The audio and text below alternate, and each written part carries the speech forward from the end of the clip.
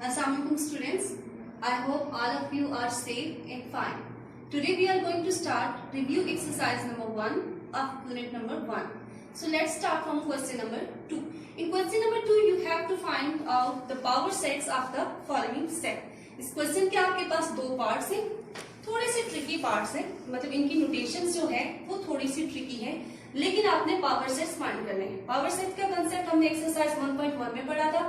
पहले तो हम ये देख लेते हैं कि इस सेट के कितने पॉसिबल सबसेट्स बनते हैं। उसके लिए जो फॉर्मूला हमने पढ़ा था वो क्या था, 2 की पावर n, यानी किसी भी सेट के अगर हमने पॉसिबल सबसेट्स देखने हो तो उसका फॉर्मूला ये है 2 की पावर n। ये n आपके पास रिप्रेजेंट करता है number of element in a set. तो अगर आप फर्स्ट सेट में देखें तो इसमें कितने एलिमेंट्स हैं, 1, 2 एंड 3। 2 की पावर 3।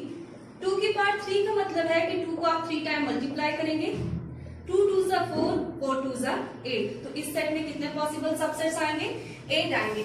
यहाँ जो इस सेट के अंदर फर्स्ट एलिमेंट लिखा हुआ है आपके पास वो क्या है, 5 है। स्टूडेंट आपने इससे कंफ्यूज नहीं होना, आपने इसको as a one element consider करना है, क्योंकि हमने पीछे क्वेश्चन किया था, उस क्वेश्चन में हमारे पास जो एलिमेंट्स थे एक सेट के अंदर वो ये थे, प्लस माइनस मल्टीप्लाई। तो हमने इनको भी क्या किया था, एज अ एलिमेंट कंसीडर किया था, और ये एलिमेंट थे इस सेट के। इसी तरह ये भी आपके पास एक एलिमेंट है, ठीक है। आपने ये नहीं करना कि अच्छा ये तो 5 है, खाली सेट है तो ये कुछ भी नहीं होगा, नहीं, ये उसका सिंबल लिखा हुआ है और आप इसको एज अ एलिमेंट ट्रीट करोगे। अब हमने इसका क्या लेना है, पावर सेट लिखना है, पावर सेट ऑफ एक्स। तो इसका सिंबल ये होता है P stand for power of x, यानी आप एक्स के पावर सेट लिख रहे हो। और पावर सेट होता क्या है, इसमें तमाम पॉसिबल सबसेट्स होते हैं उस सेट के। किसी भी सेट का जो एक सबसेट होता है, चाहे वो जैसी भी सिचुएशन हो, सिंगलटन सेट हो, ये जितने भी एलिमेंट्स हो, उसमें एम्प्टी सेट हमेशा हर सेट का सबसेट होता है। तो इसका पहला जो मैं सबसेट लिखूंगी वो क्या लिखूंगी, एम्प्टी सेट। उसके बाद इसके जितने भी एलिमेंट्स हैं उनको इंडिविजुअली लिखूंगी मैं, 1 बाय 1, जैसे 5 0 1, ठीक है। उसके बाद हम क्या करेंगे, एक एलिमेंट को फिक्स करेंगे और उसकी पेयरिंग करेंगे दूसरे एलिमेंट। इन्हें अपने 5 को फिक्स करें तो 5 का पेयर बनाऊंगी 0 के साथ और 5 का पेयर बनाऊंगी 1 के साथ। 5 0 5 1, ठीक है, ये आपने बना लिया। अब आपने नेक्स्ट एलिमेंट को फिक्स करना है, उसकी पेयरिंग करनी है, यानी 5 को तो आप पहले ही फिक्स कर चुके हैं। अब मैं 0 को फिक्स करूंगी और 0 से ऑनवर्ड एक ही एलिमेंट है वो 1 है, तो आप इसका पेयर बना लें 0 1। इससे आगे पॉसिबिलिटी नहीं है क्योंकि एलिमेंट और फर्दर नहीं है। अब एंड पे आप वो सेट दोबारा लिख लेंगे जो आपके पास ओरिजिनल सेट है, 5 0 1 और ब्रैकेट क्लोज, ठीक है स्टूडेंट्स। तो ये आपने इसके पावर सेट लिख लिया। अब हम देखते हैं क्या वाकई इसके अंदर 8 एलिमेंट है, 1 2 3 4 5 6 7 8। तो आपने 8 सबसेट्स, इसके अंदर 8 सबसेट हैं, तो ये ठीक है। अब हम आते हैं क्वेश्चन नंबर 2 की तरफ। क्वेश्चन नंबर 2 में भी आपने पावर सेट्स बनाने हैं, लेकिन थोड़े से यहाँ पे ट्रिकी है, यानी सेट्स जो आपके हैं, सेट्स के अंदर जो एलिमेंट्स हैं वो थोड़े से ट्रिकी हैं। यहाँ पे आप देखेंगे जो पहला क्वेश्चन स्टूडेंट्स के माइंड में आएगा वो ये होगा कि इस सेट के अंदर कितने एलिमेंट हैं, 1 2 3 4 5 6। तो स्टूडेंट्स ऐसा नहीं है, इसके अंदर आप लोगों के पास 3 एलिमेंट्स हैं, क्योंकि जब ये देखें यहाँ पे मैंने आपको बताया था कि सेट के अंदर क्या चीज रिप्रेजेंट सेपरेट करती है कि कितने एलिमेंट है, कॉमर्स है, ठीक है। कॉमर्स से पहले आप देख रहे हैं कि ब्रैकेट के अंदर एक एलिमेंट इंक्लोज है। आप ब्रैकेट के अंदर चाहे 10 एलिमेंट को लिख लें, ठीक है, इट्स मीन कि ये यहाँ पे आपके पास एक एलिमेंट को रिप्रेजेंट कर रहा है। सो ये आपके पास एक एलिमेंट है, ये उसका सेकंड एलिमेंट है और ये इस सेट का थर्ड एलिमेंट है। यानी इस सेट के अंदर टोटल कितने एलिमेंट है आपके पास, 3 एलिमेंट है। बट वो एलिमेंट की जो थोड़ी रिप्रेजेंटेशन है वो थोड़ी सी डिफरेंट है। अब 2 की पावर आपको पता है कि 3 एलिमेंट से, तो हमने इसकी पार्ट 1 में भी क्या था कि 3 एलिमेंट से तो पॉसिबल सबसेट कितने होने चाहिए, 8 होंगे। तो हम चलते हैं अपने सबसेट्स फाइंड करने की तरफ।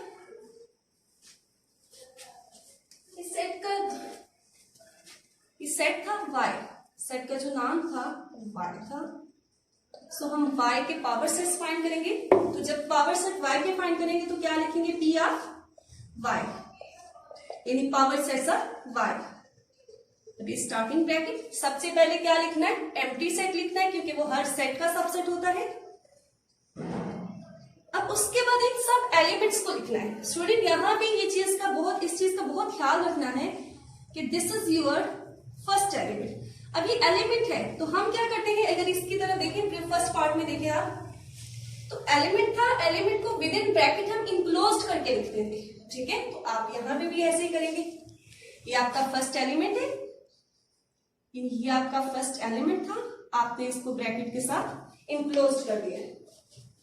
मैं कॉमा को ब्लैक मार्कर से रिप्रेजेंट करूंगी ताकि थोड़े से आपके लिए आसान हो। फिर आप इसका सेकंड एलिमेंट लिखें। सेकंड एलिमेंट है आपके पास 1 2, ठीक है स्टूडेंट्स। अब हम इसका थर्ड एलिमेंट लिखेंगे। थर्ड एलिमेंट है इसका 1 2 3। तीन एलिमेंट्स को हमने सेपरेटली लिख लिया। अब हम किसी एक एलिमेंट को फिक्स करेंगे और उसकी पेयरिंग करेंगे बाकी सारे एलिमेंट से। तो पहले मैं इस 1 को, यानी ब्रैकेट्स के अंदर जो इनक्लोज किया हुआ 1 है, इसको फिक्स करूंगी और उसका पेयर बनाऊंगी इस सेट के साथ और इसके साथ। 1, ये मैंने इसको फिक्स कर लिया। इसका पेयर किसके साथ बनाना है, 1 2 के साथ बनाना, और ये ब्रैकेट।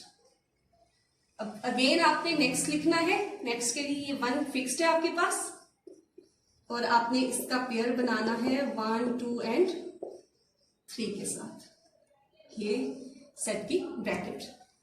अब 1 को फिक्स करके इसके साथ भी आपने पेयर बना लिया है, इसके साथ भी आपने पेयर बना लिया है। अब हम नेक्स्ट एलिमेंट को फिक्स करेंगे, वो कौन सा होगा, यानी सेकंड प्लेस पे जो आपके पास सेट है, एलिमेंट है, आप इसको फिक्स करेंगे और उसका पेयर उससे ऑनवर्ड एलिमेंट के साथ बनाएंगे।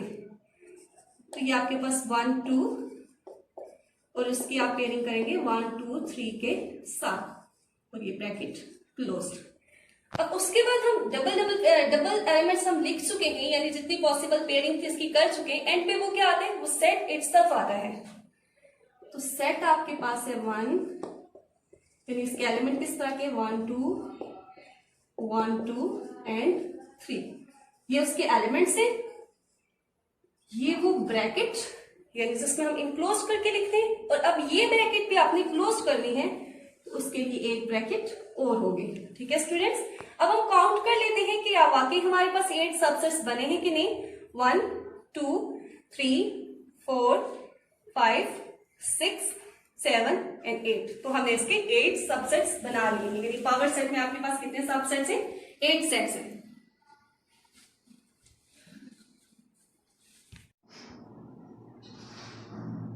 Now we are going to solve question number 4. In question number 4, you have to take 3 sets of your own choice and verify.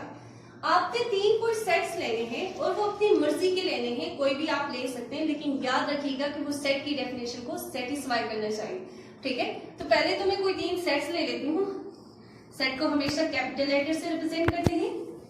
Set A, set B, और यूं कर्ली ब्रैकेट्स के अंदर हम इनको इनक्लोज करते हैं, और सेट सी। अब दूसरी बात, सेट के अंदर जो हम एलिमेंट्स लेते हैं उन पे क्या रिस्ट्रिक्शन होती है, वो वेल डिफाइंड होने चाहिए।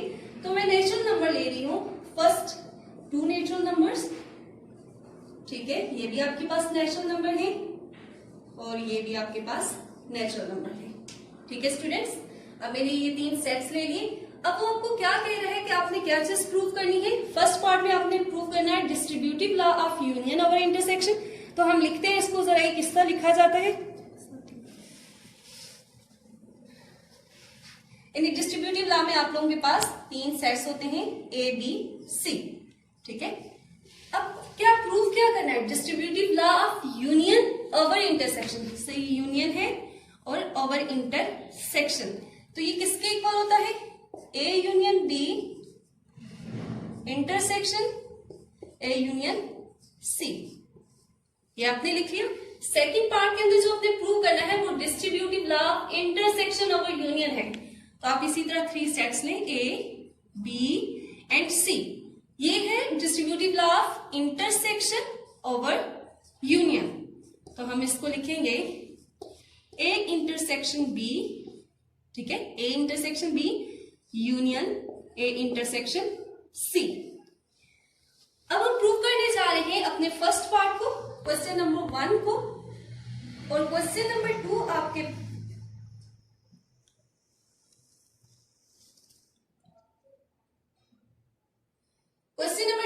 पास सेल्फ असेसमेंट होगा। पार्ट 1 आपके पास है, आपने प्रूव करना है ए union B intersection C equal A union B intersection A union C.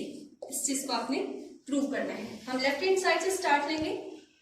In our left hand side there is A union B intersection सी।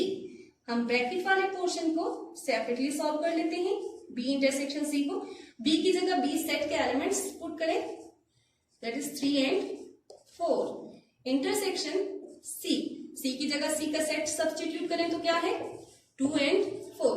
अच्छा स्टूडेंट्स, यहाँ आप लोगों के माइंड में एक बात आ रही होगी कि इतने छोटे छोटे सेट्स क्यों ले लें। तो ये आपकी अपनी चॉइस है, बस वो सेट होना चाहिए। उसने क्वेश्चन के अंदर आपसे कहा है कि अपनी मर्जी का सेट ले लें। आप इसके अलावा बहुत सारे सेट्स और ले सकते हैं, बस वो सेट की कंडीशन को सेटिस्फाई करना चाहिए। और ये अगर आप 3 सेट्स देखें तो ये सेट की कंडीशन को सेटिस्फाई कर रहे हैं।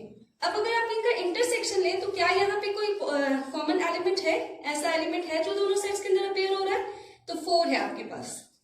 सो बी इंटरसेक्शन सी फाइंड कर लिए। अब इसकी वैल्यू हम यहाँ सब्स्टिट्यूट करेंगे अपनी लेफ्ट हैंड साइड के अंदर। लेफ्ट हैंड साइड में हमारे पास है ए union B intersection c. A की जगह ए सेट की वैल्यू सब्स्टिट्यूट करें, that is 1 and 2 union B intersection c की वैल्यू आपने सब्स्टिट्यूट करनी है। ठीक है, तो बी इंटरसेक्शन सी ये हमने सॉल्व किया है, इसकी वैल्यू आपके पास क्या है 4। अब यूनियन मीन आपने कंबाइन करना है, और कंबाइन करते हुए रेपिटेशन नहीं होनी चाहिए। तो यहाँ तो कोई एलिमेंट दोनों सेट्स के अंदर रिपीट हो ही नहीं रहा, तो आप सिंपल इनको कंबाइन करके लिख देंगे 1 2 4। सो ये आप लोगों के लेफ्ट हैंड साइड फाइंड कर लिए हैं। अब हम राइट हैंड साइड सॉल्व करेंगे। In right hand side we have A union B intersection A union C. तो हम ए यूनियन बी और ए यूनियन सी को सेपरेटली सॉल्व कर लेते हैं। ए यूनियन बी, ए की जगह हम ए सेट की वैल्यू सब्स्टिट्यूट करते हैं। क्या है ए सेट के अंदर 1 और 2। बी सेट के अंदर किस तरह का एलिमेंट है 3 4। तो हम इनका यूनियन लेते हैं। यूनियन मीन कंबाइन करना है, और आप देख सकते हैं कोई रेपिटेशन नहीं है, यानी कोई ऐसा एलिमेंट नहीं है जो दोनों सेट्स के अंदर अपीयर हो रहा हो। तो कंबाइन करके सिंपली लिखते हैं 1 2 3 and 4। हम A union B find out कर चुके हैं। अब हम ए यूनियन सी फाइंड करेंगे। In set A there are 2 elements, that are 1 and 2 union. In set C we have 2 elements, that is 2 and 4। अब आपने इनका यूनियन लेना है, कंबाइन करना है। कंबाइन करते वक्त एक चीज का खास ध्यान रखना है, एक एलिमेंट ऐसा है जो रिपीट हो रहा है 2 और 2। आपने इसको सिर्फ 1 टाइम लिखना है जब आप इसको कंबाइन कर रहे होंगे। 1 2 and 4, this is A union C. अब हम आते हैं अपनी राइट हैंड साइड की तरफ। उसमें ये वाला पोर्शन भी हमने सॉल्व कर लिया, और ये भी। इनकी वैल्यू सब्स्टिट्यूट करते हैं और इंटरसेक्शन लेते हैं। A union B intersection A union C. A union B की जगह यहां से वैल्यू सब्स्टिट्यूट करें। क्या है, एक सेट है जिसके अंदर 1 से लेके 4 तक एलिमेंट्स है, दरम्यान में इंटरसेक्शन का सिंबल, और सेट ए यूनियन सी की जगह जो आपने लिखना है उसका जो सोल्यूशन आया वो लिखना है आपने, दैट इज 1 2 and 4। अब आपने इंटरसेक्शन लेना है। इन ऐसे एलिमेंट्स लेने हैं, ऐसे एलिमेंट सोल्यूशन में आएंगे जो दोनों सेट्स में है। 1 यहाँ पे भी है और इस सेट के अंदर भी है, 2 यहाँ है और इस सेट में भी है, 4 इस सेट के अंदर भी है और आपके पास यहाँ भी है। तो कॉमन एलिमेंट्स कौन से हैं? वो एलिमेंट्स जो दोनों सेट्स के अंदर है, दैट इज 1 2 and 4। सो आपने ये साइड भी फाइंड आउट कर ली है। अब आप देख सकते हैं कि आपकी लेफ्ट हैंड साइड का आंसर 1 2 4 आया था, और आपके राइट हैंड साइड का आंसर भी 1 2 4 आ रहा है। तो आप कह सकते हैं your left hand side is equal to right hand side, which mean A union B intersection C is equal to A union B intersection A union C। ठीक है स्टूडेंट्स, अब ये पार्ट 1 मैंने आपको सॉल्व कर दिया है, पार्ट 2 मैंने आपको बता दिया है कि वो क्या चीज आपने इसके अंदर वेरीफाई करनी है, आपने ये लॉ प्रूव करना है और इन्हीं सेट्स को लेना है, यानी सेट ए, सेट बी और सेट सी, यही आपने लेने देने हैं तीनों सेट्स, ये और ये, और उसके लिए आपने पार्ट 2 वाला जो है वो खुद से प्रूव करना है, ये आपके लिए सेल्फ असेसमेंट है। Now start with question number 5. In question number 5 you have to prove De Morgan's law, और उसके लिए आपको उसने 3 सेट्स देने। स्टूडेंट्स, इससे पहले भी बहुत सारे ऐसे क्वेश्चंस थे जिसमें उसने सिर्फ आपको कहा था कि कम्यूटेटिव लॉ प्रूव कर दें या एसोसिएटिव लॉ प्रूव करें, या इससे जो प्रीवियस पार्ट था क्वेश्चन नंबर 4 उसमें उसने कहा था कि डिस्ट्रीब्यूटिव लॉ प्रूव करें, यानी लॉ लिख के नहीं दिया, सिर्फ ये कहा आपको कि प्रूव कर दें। तो इसका मतलब ये है कि ये सारे के सारे लॉज आपको फिंगर टिप पे आने चाहिए, बहुत अच्छे से आपने इनको मेमोराइज करना है। ठीक है स्टूडेंट, तो देखते हैं डे मॉर्गन लॉ क्या होता है। डे मॉर्गन लॉ हमारे पास 2 होते हैं, डे मॉर्गन्स, इसीलिए उसने कहा है कि 2 हैं आपके पास, यानी De Morgan law of union और De Morgan law of intersection. ये आपके पास इक्वल होता है a complement intersection b complement, और ये आपके पास इक्वल होता है a complement union b complement. लेकिन ये तो वो जनरली ए और बी सेट लिया हुआ है। अगर आप इस केस में देखें तो आपके पास कौन से सेट्स है, ई सेट है और एफ सेट है, तो आप उसके मुताबिक लिखेंगे। ठीक है, आप इसके अकॉर्डिंग लिखें तो क्या बन जाएगा, सेट ए की जगह अब हमारे पास ई है और सेट बी की जगह हमारे पास सेट एफ है, तो ये आ जाएगा ई यूनियन एफ कॉम्प्लीमेंट, और ये आ जाएगा ई इंटरसेक्शन एफ कॉम्प्लीमेंट। ये इक्वल होगा E complement intersection F complement, और ये इक्वल होगा E complement union F complement. हमने इन 2 लॉज को प्रूव करना है। मैं पार्ट नंबर 2 आप लोगों को करवाऊंगी, part number 1 as a self assessment होगी। बिल्कुल इन स्टेप्स पे आपने इसको फॉलो करना है और बहुत इजीली ये सॉल्व हो जाएगा। पार्ट 2 में हमारे पास है E intersection F complement which is equal to E complement union F complement। हम राइट हैंड साइड सॉल्व करेंगे पहले।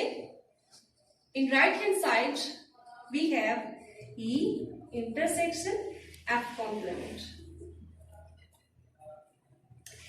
Okay, E intersection F complement, जब भी हमने ये पढ़ा था कॉम्प्लीमेंट के बारे में, हमने ये पढ़ा था कि जब भी किसी चीज पे कॉम्प्लीमेंट आता है, जैसे A कॉम्प्लीमेंट है, तो हम यूनिवर्सल सेट में से जिस भी चीज पे कॉम्प्लीमेंट आता है उसको माइनस कर देते। यहां पे भी हम ऐसे ही करेंगे, कॉम्प्लीमेंट का साइन इस पूरी ब्रैकेट के ऊपर है, इसका मतलब है कि यूनिवर्सल सेट में से हम इस चीज को माइनस कर देंगे। ठीक है स्टूडेंट्स, अब हम ई इंटरसेक्शन एफ को सेपरेटली सॉल्व करेंगे।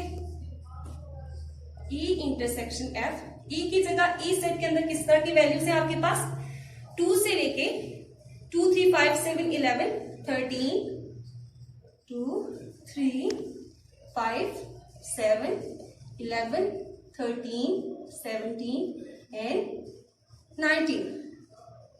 ठीक है, ये आपके पास प्राइम नंबर्स हैं। इंटरसेक्शन एफ सेट आपने लिखना है। एफ सेट में आपके पास किस तरह के एलिमेंट्स हैं, ऑड नंबर से 1 3 5 एंड अप टू 19। अब आपने इनका इंटरसेक्शन लेना है, तो मैं यहाँ थोड़ा से क्लियरली यहाँ एलिमेंट्स लिख के बताती हूँ। फर्स्ट सेट के अंदर जो आपके पास एलिमेंट आ रहे हैं वो इस तरह है 2 3 5 7 11 13 17 एंड 19। सेकंड वाले सेट में मतलब इनक्लोज किया, उसने 3-4 एलिमेंट्स लिखे हैं और बाकी कहा है कि ऑड नंबर्स आएंगे। तो आपको पता है ऑड नंबर्स किस तरह के, 1 3 5 7 9 11 13 15 17 और 19। ये आपके पास यानी सेकंड सेट के अंदर एलिमेंट है, मैंने उन सबको खोल के लिखा है। अब इनमें से कॉमन क्या आएगा, यानी इंटरसेक्शन जब आप लेंगे तो कॉमन लेंगे। 3 आपके पास कॉमन आ रहा है, 5 7 11 कॉमन आ रहा है, 13 कॉमन आ रहा है, और क्या कॉमन आ रहा है 17 एंड 19। तो ये वो एलिमेंट्स हैं जो दोनों सेट्स के अंदर आपके पास कॉमन आ रहे हैं। 3 5 7 11 13 17 एंड 19। ठीक है स्टूडेंट्स, आपने ई इंटरसेक्शन फाइंड आउट कर लिया। अब आपने क्या करना है, अपने राइट हैंड साइड की तरफ आना और राइट हैंड साइड में जो भी वैल्यूज है उनको सब्स्टिट्यूट करना है। राइट हैंड साइड में हमारे पास था ई इंटरसेक्शन एफ कॉम्प्लीमेंट, जिसका मतलब था कि आप यूनिवर्सल सेट में से ई इंटरसेक्शन एफ को माइनस करें। अब यू की जगह यूनिवर्सल सेट की वैल्यूज लिखें जो कि कहां से स्टार्ट हो रही है, 0 से स्टार्ट हो रही है और 20 तक सारी की सारी वैल्यूज है आपके पास अप टू 20। माइनस साइन और ई इंटरसेक्शन एफ, यानी ये आपके पास ई इंटरसेक्शन एफ का फाइनल आंसर आया था 3, 5, 7, 11, 13, 17 एंड 19। ये आपने एलिमेंट्स लिख लिए। अब आपने माइनस करना है। माइनस कौन सा क्या करना है, ये जो एलिमेंट्स हैं इस सेट में से इन एलिमेंट्स को निकाल के बाकी जो एलिमेंट्स आपके पास रहते हैं वो आपने लिखने हैं। तो पहले सेट में आपके पास 0 से लेके तमाम एलिमेंट्स है 20 तक, तो 0 इस सेट में आएगा क्योंकि वो दूसरे में नहीं है। 1 भी आएगा, 2 भी आएगा। अब देखिए 3 इस सेट के अंदर है तो वो यहाँ नहीं आएगा, ठीक है। 4, 5 इस सेट के अंदर है तो फिर वो यहाँ नहीं आएगा। 6, 7 यहाँ है और वो यहाँ पे भी है तो हम उसको माइनस कर देंगे, 7 नहीं आएगा। 8, 9, 10 भी आएगा। देखिए 11 यहाँ पे एलिमेंट है और 11 इस सेट के अंदर है तो हम उसको माइनस कर देंगे, 11 नहीं आएगा। 12, 13 इस सेट के अंदर है, हमने इसमें से माइनस करना है तो हम 13 को नहीं लिखेंगे। 14, 15, 16, इसके बाद 17 इस सेट में है तो हम इसमें से माइनस करके लिख देंगे, यानी 17 भी नहीं आएगा। 18, 19 को भी नहीं लिखा जाएगा और 20। तो यह आप लोगों ने राइट हैंड साइड फाइंड कर ली है। अब हम इस क्वेश्चन की लेफ्ट हैंड साइड की तरफ आते हैं।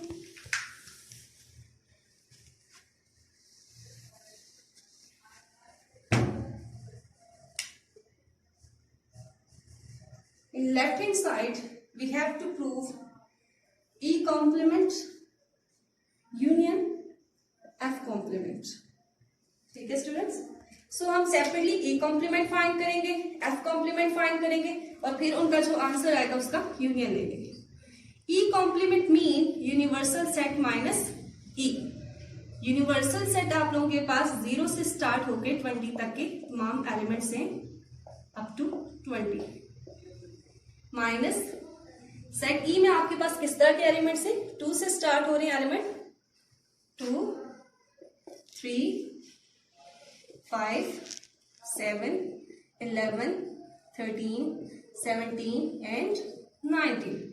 अब आपने माइनस करना है, यानी इन एलिमेंट्स को इस सेट में से निकाल देना है और बाकी जितने एलिमेंट्स हैं उनको आपने लिखना है। तो हमारे पास जो एलिमेंट्स आ जाएंगे 0, 1, अब 2 और 3 यहाँ पे है तो उनको जाहिर सेट में से निकालना है, वो हम नहीं लिख सके।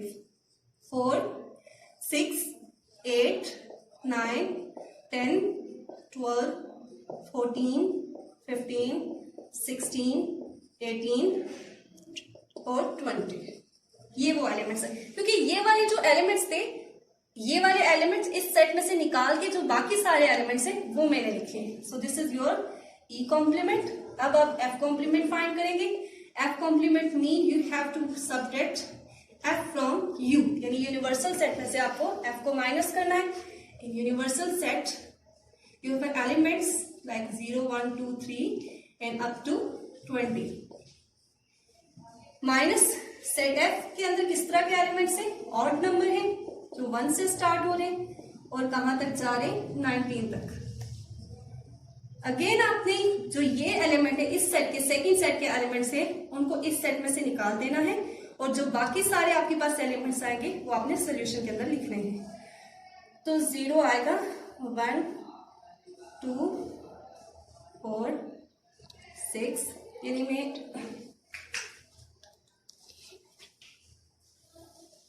ठीक है। फर्स्ट सेट के अंदर आपके पास एलिमेंट है 0, 1, 2, 3, 4, 5, 6, 7, 8, 9, 10, 11, 12, 13, 14, 15, 16, 17, 18, 19, 20। ठीक है, इस तरह के एलिमेंट्स है आपके पास फर्स्ट सेट में। अब मैं ये कह रही हूँ कि सेकंड सेट के अंदर जितने भी आपके पास एलिमेंट्स हैं वो फर्स्ट सेट में से आपने निकाल देंगे। ठीक है, सेकंड सेट में किस तरह के एलिमेंट है, 1, 3, 5, 7, 9, 11, 13, 15, 17 एंड 19। ये एलिमेंट आपने सब्ट्रैक्ट कर दी। अब जो रिमेनिंग एलिमेंट्स हैं सारे वो आपने लिखने हैं। तो किस तरह के 0 2 4 6 8 10 12 14 16 18 एंड 20, यानी आपके पास इवन नंबर हैं जो 0 से स्टार्ट हो रहे हैं और अप टू 20 हैं। अब आपने एफ कॉम्प्लीमेंट भी फाइंड कर लिया है। अब हम अपनी लेफ्ट हैंड साइड की तरफ आते हैं जिसमें हमने वैल्यू सब्स्टिट्यूट करनी है। लेफ्ट हैंड साइड में हमारे पास है E complement union F complement. E complement की जगह आप वैल्यू सब्स्टिट्यूट कर लें 0 1 4 6 8 9 10 12 14 15 16 18 एंड 20। यूनियन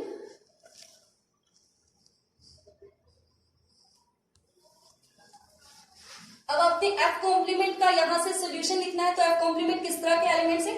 एफ कॉम्प्लीमेंट में आपके पास इवन नंबर है जो 0 से स्टार्ट हो रहे हैं और कहां पे एंड हो रहे हैं? Up to 20। तो मैं यहाँ पे इस तरह करके लिख रही हूँ अप टू 20। इसका मतलब ही यही है कि आपके पास इवन नंबर है जो 0 से स्टार्ट हो रहे हैं और 20 पे एंड हो रहे हैं। अब आपने ये दोनों सेट्स का क्या लेना है? यूनियन लेना है, यानी कंबाइन करके लिखना है। तो आप देख सकते हैं फर्स्ट सेट के अंदर आपके पास क्या है? 0 1। अब 2 आपके पास इस सेट के अंदर है 2। अब उसके बाद देखिए 3 इस सेट के अंदर नहीं है और इस सेट में भी नहीं है। ठीक है, मैं थोड़ा सा आपको एक्सप्लेन कर देती हूँ इनके एलिमेंट्स को लिख के कि किस तरह के एलिमेंट्स आ रहे हैं दोनों सेट्स में, ताकि आप लोगों को ये समझना आसान हो जाए। फर्स्ट सेट के एलिमेंट तो सारे के सारे आप लोगों के पास क्लियर है कि किस तरह के हैं ये। अब देखिए सेकंड सेट जो मैंने लिखा है यानी एफ कॉम्प्लीमेंट, उसके एलिमेंट भी ये है। तो कंबाइन करके लिखना है 0 1 2। अब 3 नहीं है तो 4 के बाद 5 ना इस सेट के अंदर है ना इसमें है। ठीक है, 6 8 9 10 12 14 15 16 18 एंड 20। सो स्टूडेंट्स, ये वो एलिमेंट है जो दोनों सेट्स को कंबाइन करके मेरे पास आए हैं। ये मैंने left hand side find out कर लिए। अच्छा, यहाँ मैंने आप लोगों को क्यों यहाँ के एलिमेंट दिखाया? यहाँ एलिमेंट्स मैंने सब ओपन करके लिखे हुए थे, डिटेल में लिखे हुए थे। और इसी सेट को जब मैंने यहाँ पे लिखा तो मैंने उसको कम्पैक्ट फॉर्म में लिख दिया, यानी 0 2 लिखा है और बाकी बताया कि 20 तक के सारे इवन नंबर्स हैं। अब ये आपने उसकी लेफ्ट हैंड साइड फाइंड कर लिए। पार्ट 1 में हमने इसकी राइट हैंड साइड ज्वाइन की थी। ठीक है, अब आप देख सकते हैं कि your right hand side is equal to your left hand side. दोनोके आंसर्स बिल्कुल सेम है। तो आप कह सकते हैं your left hand side is equal to your right hand side. Students, ये जो पार्ट 2 मैंने आप लोगों को सॉल्व करके दे दिया है, ये वाला पार्ट 1 जो है वो आप लोगों के पास सेल्फ असेसमेंट है। आप तरफ से खुद ट्राई करना है, बहुत ईजी है।